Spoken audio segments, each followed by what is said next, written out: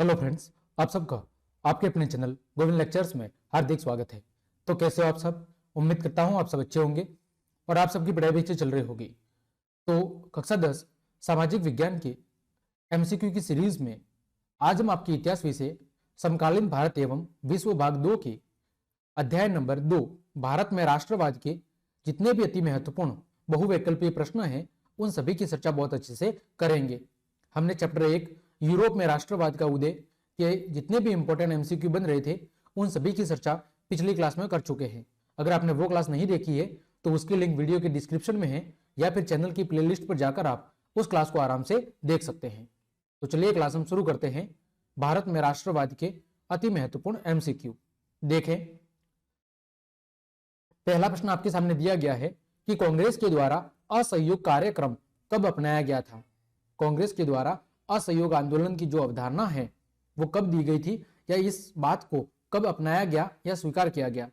तो इस बात को अपनाया गया था दिसंबर 1920 में नागपुर अधिवेशन में। दिसंबर 1920 के कांग्रेस के नागपुर अधिवेशन के अंदर असहयोग आंदोलन की बात को अपनाया गया।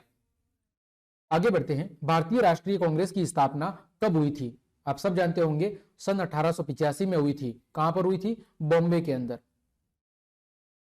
ठीक है, किसके द्वारा हुई थी? एओ के द्वारा। ठीक है, कुल कितने सदस्य थे? लगभग 15 सदस्य थे। ठीक है, और इसकी अध्यक्षता किसने की थी? एओ ने की थी। तो भारतीय राष्ट्रीय कांग्रेस की स्थापना 1885 में बॉम्बे में की गई थी। किसके द्वारा? एओ के द्वारा। आगे बढ़ते हैं। गांधी जी ने किस वर्ष बिहार के चंपारण इलाके का दौरा किया था? तो यह किया था सन 1917 में। कब किया था? सन 1917 में। अगला, असहयोग आंदोलन के दौरान अवध में किसानों का नेतृत्व किसने किया था? तो अवध के अंदर किसानों का जो नेतृत्व है वो किया गया था बाबा रामचंद्र के द्वारा। किसके द्वारा? बाबा रामचंद्र के द्वारा। अगला, महात्मा गांधी दक्षिण अफ्रीका से भारत कब लौटे?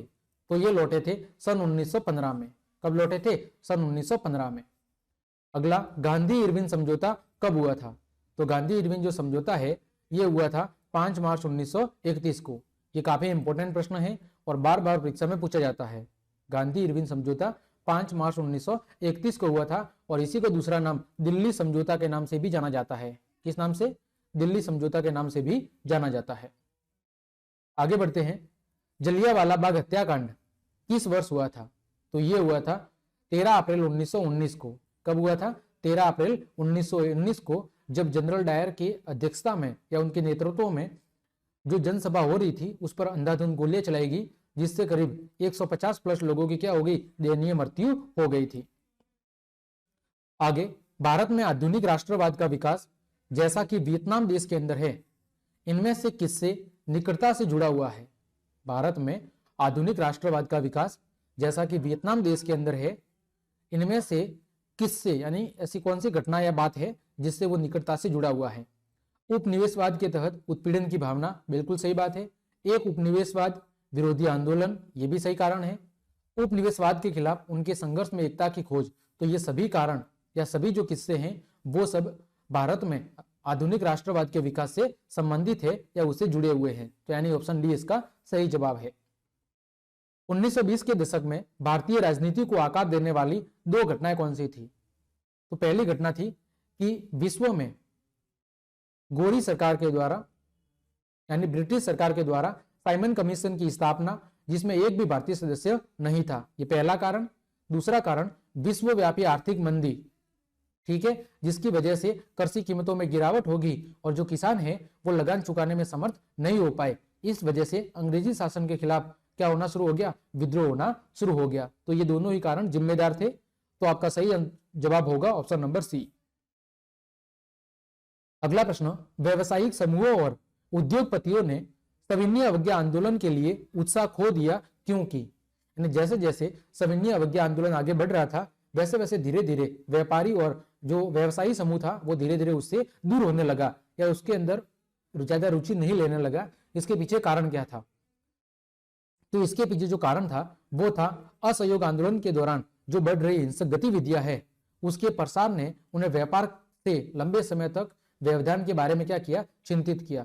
और गोलमेज सम्मेलन की विफलता ने उन्हें क्या कर दिया, पूरी तरह भयभीत कर दिया। मतलब पहला कारण तो क्या था कि जैसे जैसे सविनय अवज्ञा आंदोलन आगे बढ़ रहा था तो जगह जगह हिंसक घटनाएं हो रही थी। इसकी वजह से वो सोच रहे थे कि उनका जो व्यापार है वो लंबे समय तक प्रभावित होगा, तो उन्हें अपने व्यापार की चिंता थी। और दूसरा, गोलमेज सम्मेलन जब विफल हो गया तो इस बात ने उन्हें और डरा दिया कि अब कुछ होने वाला नहीं है, और इस वजह से वो धीरे धीरे सविनय अवज्ञा आंदोलन से दूर हटते गए या उसमें कम रुचि दिखाने लगे। आंध्र के गुडेम हिल्स में किसानों का नेता कौन था? तो उसका नाम था अल्लूरी सीताराम राजू। क्या नाम था? अल्लूरी सीताराम राजू। अगला, 1930 में मुस्लिम लीग के अध्यक्ष कौन थे? ये भी काफी इंपॉर्टेंट प्रश्न है। तो 1930 में मुस्लिम लीग के जो अध्यक्ष थे वो थे सर मोहम्मद इकबाल। कौन थे? सर मोहम्मद इकबाल। अगला, उस सन्यासी का नाम बताइए जो फिजी में एक गिरमिटिया मजदूर था। तो उसका नाम था बाबा रामचंद्र। क्या नाम था? बाबा रामचंद्र। अगला, असम में बागान श्रमिकों पर असहयोग आंदोलन का क्या प्रभाव पड़ा? तो इसका प्रभाव पड़ा कि वे बागानों को छोड़कर अपने घर की ओर चले गए। ठीक है। निम्नलिखित में से कौन प्रसिद्ध उपन्यास आनंद मठ के लेखक थे? तो आनंद मठ के जो लेखक है वो है बंकिम चंद्र चट्टोपाध्याय। अगला, निम्नलिखित में से कौन भारत के स्वतंत्रता संग्राम के दौरान गठित स्वराज पार्टी से जुड़े हुए थे? तो स्वराज पार्टी से जुड़े हुए जो दो प्रमुख व्यक्ति थे वो थे मोतीलाल नेहरू और CR दास, चित्तरंजन दास। ठीक। आगे, वंदे मातरम गीत के रचित किसके द्वारा रचित है? आप सब जानते होंगे, बंकिम चंद्र चट्टोपाध्याय के द्वारा वंदे मातरम गीत रचित है। और जो जन गण मन है वो किसके द्वारा रचित है? रविंद्रनाथ टैगोर के द्वारा।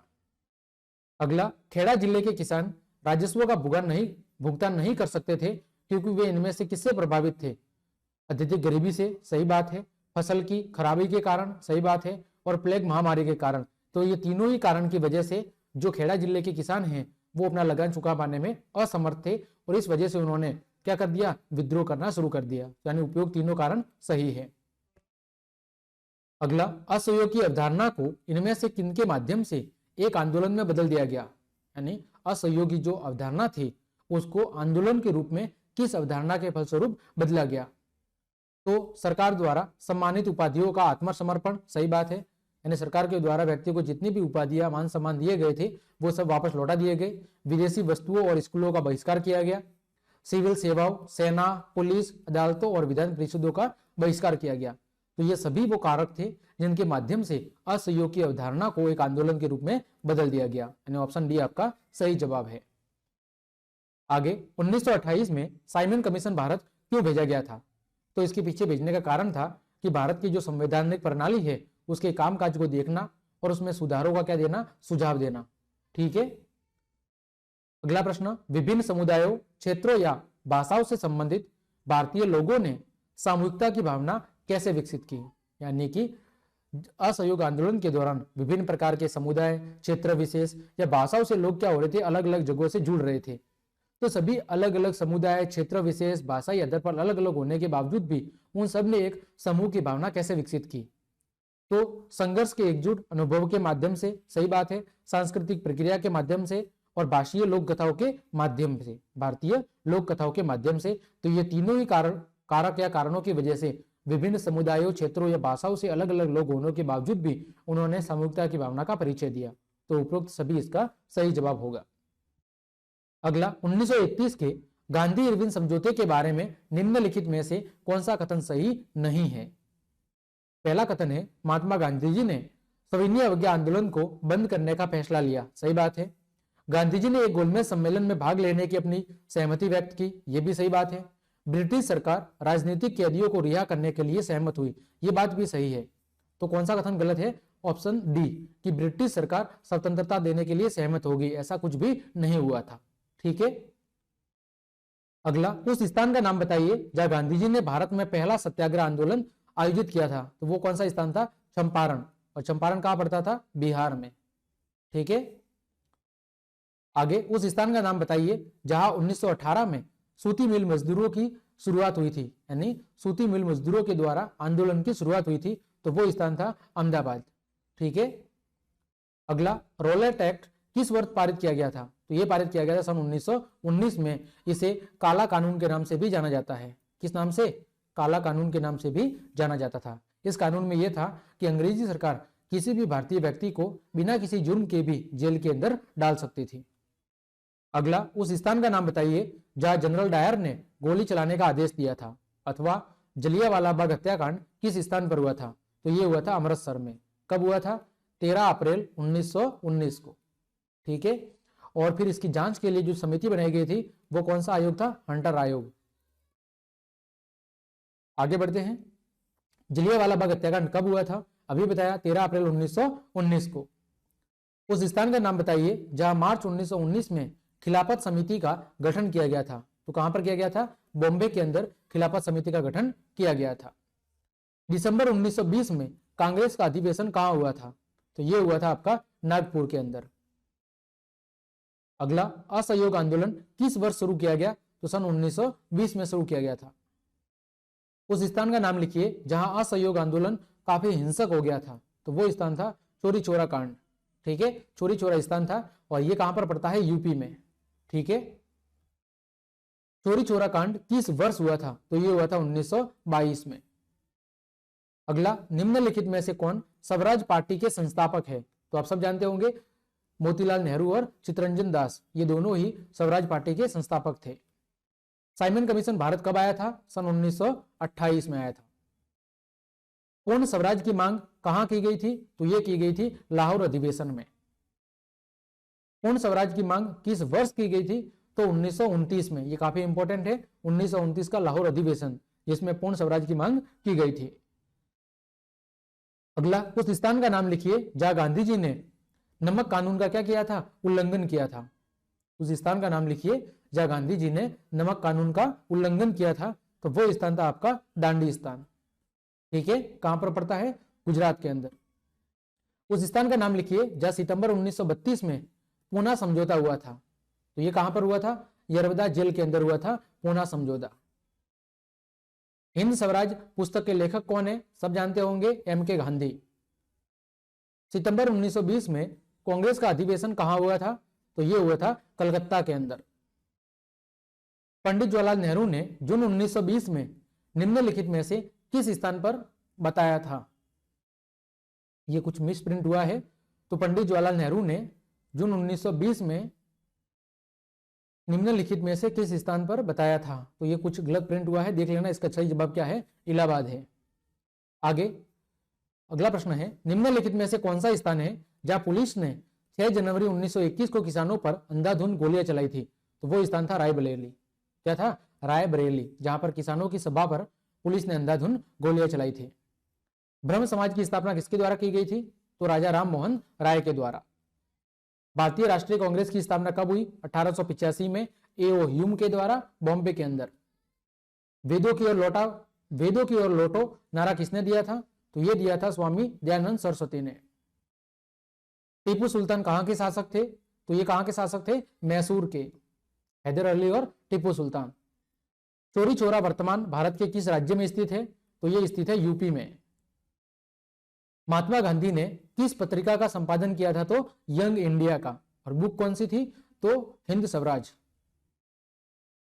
गांधी जी ने दांडी यात्रा किस तिथि को प्रारंभ की थी? तो यह थी 12 मार्च 1930 को। अलीगढ़ आंदोलन का नेतृत्व किसने किया था? तो सैयद अहमद खान ने अलीगढ़ आंदोलन का नेतृत्व किया था। जलियांवाला बाग हत्याकांड कब हुआ था? 13 अप्रैल 1919 को। सविनय अवज्ञा आंदोलन किस यात्रा से शुरू हुआ था? तो दांडी यात्रा से सन 1930 में। गांधी जी ने साबरमती आश्रम की स्थापना किस वर्ष की थी? तो 1915 में, जब वो दक्षिण अफ्रीका से वापस आए थे। भारतीय राष्ट्रीय कांग्रेस की स्थापना A.O. ह्यूम के द्वारा की गई थी। ऑर्स एक्ट किसने लागू किया था? तो ये लॉर्ड लिटन ने किया था सन 1878 में, ऑर्स एक्ट। ठीक है। मैकडोनाल्ड ने सांप्रदायिक निर्णय की घोषणा किस वर्ष की थी? तो सांप्रदायिक निर्णय की जो घोषणा है वो की गई थी सन 1932 में। ताना भगत आंदोलन का नेतृत्व किसने किया था? तो यह किया था जतरा भगत ने। खोड़ विद्रोह, यह काफी इंपॉर्टेंट है, कहां और कब हुआ था? तो यह उड़ीसा के अंदर सन 1914 में हुआ था। 1921 का मोपला विद्रोह किसके नेतृत्व में हुआ था? तो यह हुआ था अली मुस्लियार के नेतृत्व में मोपला विद्रोह। रॉलेट कानून किस उद्देश्य से बनाया गया था? तो यह बनाया गया था क्रांतिकारी गतिविधियों पर अंकुश लगाने के लिए। इस कानून में क्या था कि अंग्रेज सरकार किसी भी भारतीय को बिना किसी जुर्म के भी जेल में डाल सकती थी। ठीक है, और इसी को कहा गया काला कानून। आगे बढ़ते हैं। अखिल भारतीय किसान सभा का गठन कहां पर और कब हुआ? तो यह हुआ था लखनऊ के अंदर 1936 में। गदर पार्टी की स्थापना किसने और कब की? काफी इंपॉर्टेंट है, लाला हरदयाल के द्वारा सन 1913 में। गांधी जी ने सत्याग्रह का पहला प्रयोग कहां किया था? तो यह किया था चंपारण के अंदर। All India trade union Congress की स्थापना किस वर्ष हुई? 1920 में हुई थी ऑल इंडिया ट्रेड यूनियन की स्थापना। बिहार समाजवादी दल की स्थापना किसने की थी? तो यह की थी जयप्रकाश नारायण ने। स्वराज पार्टी के अध्यक्ष कौन थे? चित्तरंजन दास थे। स्थापना किसने की थी? मोतीलाल नेहरू और चित्तरंजन दास ने मिलकर की थी। कॉमनवेल्थ और न्यू इंडिया का प्रकाशन किसने किया था? तो यह किया था एनी बेसेंट ने। जलियांवाला बाग हत्याकांड की जांच के लिए सरकार ने किस समिति का गठन किया था? तो हंटर समिति का गठन किया था।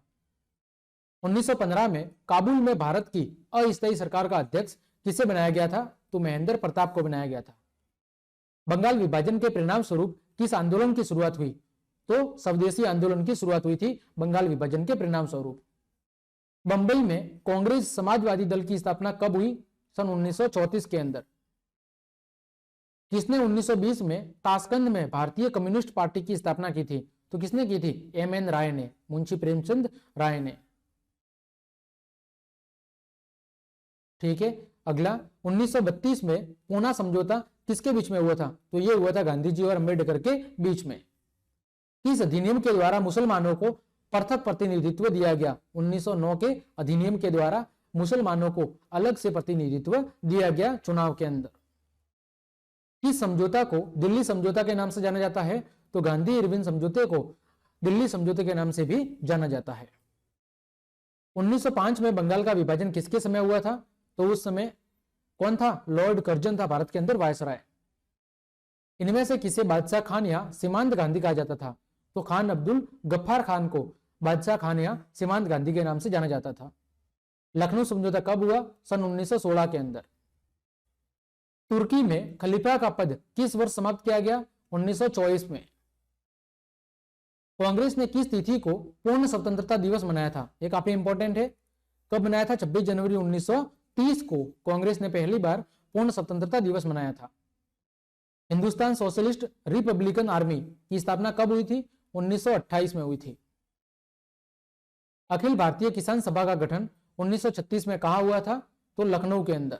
ठीक है। ऑल इंडिया मुस्लिम लीग की स्थापना किस वर्ष हुई? तो 1906, 30 दिसंबर 1906 को हुई थी। गांधी जी को महात्मा की उपाधि किसने दी थी? सब जानते होंगे, रविंद्रनाथ टैगोर ने। फॉरवर्ड ब्लॉक की स्थापना किसने की थी? सुभाष चंद्र बोस ने की थी। नमक कानून कब भंग हुआ? यह हुआ था 6 अप्रैल 1930 को, जहां से दांडी मार्च की शुरुआत हुई थी, जहां पर दांडी मार्च जाके खत्म हुआ था। नेहरू रिपोर्ट किस वर्ष प्रस्तुत की गई? सन 1929 में। गांधी जी ने सर्वप्रथम किस अंग्रेजी नीति का विरोध किया था? तो नस्लवाद का सर्वप्रथम विरोध किया था। अल्लूरी सीताराम राजू कौन थे? ये आंध्र प्रदेश के एक आदिवासी नेता थे। महात्मा गांधी अपना राजनीतिक गुरु किसे मानते थे? गोपाल कृष्ण गोखले को। अपनी पुस्तक हिंद स्वराज्य में गांधी जी ने किस आंदोलन का जिक्र किया है? तो वो आंदोलन था आपका असहयोग आंदोलन। चोरी चोरा कांड के बाद महात्मा गांधी ने किस आंदोलन को वापस ले लिया था? तो असहयोग आंदोलन को वापस ले लिया था। 3 कटिया प्रणाली कहां पर लागू हुई थी? इन पर लागू हुई थी तो किसानों पर, जिसके तहत खेत के 3 हिस्सों पर नील या छाया की खेती करनी होती थी और एक भाग पर किसान अपनी खेती कर सकता था। यह थी 3 कटिया प्रणाली। अलीगढ़ में मोहम्मदन एंग्लो ओरिएंटल कॉलेज, ठीक है, की स्थापना किसने की थी? तो ये की थी सर सैयद अहमद खान ने। मोहम्मदन एंग्लो ओरिएंटल कॉलेज की स्थापना अलीगढ़ के अंदर सर सैयद अहमद खान के द्वारा की गई थी। अली मुस्लियार ने किस विद्रोह का नेतृत्व किया था? तो इन्होंने मोपला विद्रोह का नेतृत्व किया था अली मुस्लियार ने। रंपा विद्रोह कब हुआ? 1916 में हुआ था। वल्लभ भाई पटेल को सरदार की उपाधि किस किसान आंदोलन के दौरान दी गई थी? तो बारदोली सत्याग्रह के दौरान दी गई थी। या बारदोली किसान आंदोलन के दौरान, सॉरी। राष्ट्रीय स्वयंसेवक संघ की स्थापना कब और किसने की थी? तो ये की गई थी के.बी. हेडगेवार के द्वारा सन 1925 में राष्ट्रीय स्वयंसेवक संघ की स्थापना। कौन स्वराज्य की मांग का प्रस्ताव कांग्रेस के किस वार्षिक अधिवेशन में पारित हुआ था?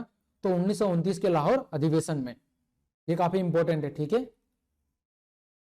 अगला, असहयोग आंदोलन का प्रस्ताव कांग्रेस के किस अधिवेशन में पारित हुआ? यह भी काफी इंपॉर्टेंट है। सितंबर 1920 के कलकत्ता अधिवेशन के अंदर असहयोग आंदोलन का प्रस्ताव पारित किया गया। बंगाल विभाजन 1911 में किसने रद्द किया था? तो यह किया था लॉर्ड हॉर्डिंग्स ने।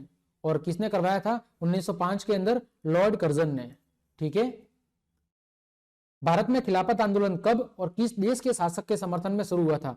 तो सन 1920 में तुर्की के शासक जो खलीफा है उसके पद को समाप्त करने के खिलाफ शुरू हुआ था। नमक कानून भंग करने के लिए गांधी जी ने किस स्थान को चुना? तो दांडी नामक स्थान को चुना था। किसान दिवस किस दिन मनाया जाता है? तो किसान दिवस मनाया जाता है 1 सितंबर 1936 को किसान दिवस मनाया गया था पहली बार, और प्रतिवर्ष 1 सितंबर को किसान दिवस मनाया जाता है। All India trade union Congress के अध्यक्ष कौन थे? लाला लाजपत राय थे। गिरमिटिया मजदूर बिहार के किस क्षेत्र से भेजे जाते थे? तो पश्चिमी क्षेत्र से भेजे जाते थे। तो इस प्रकार हमने आपके अध्याय 2 के अभ्यास के जितने भी इंपॉर्टेंट एमसीक्यू बन रहे थे उन सभी की चर्चा बहुत अच्छे से कर ली है। उम्मीद करता हूं ये सारे एमसीक्यू आपके लिए इंपॉर्टेंट साबित होंगे और आपकी आने वाली परीक्षा में इनमें से जरूर प्रश्न देखने को मिलेंगे।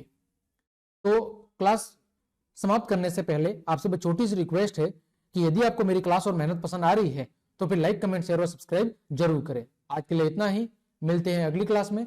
तब तक के लिए आप सबको जय हिंद, जय भारत।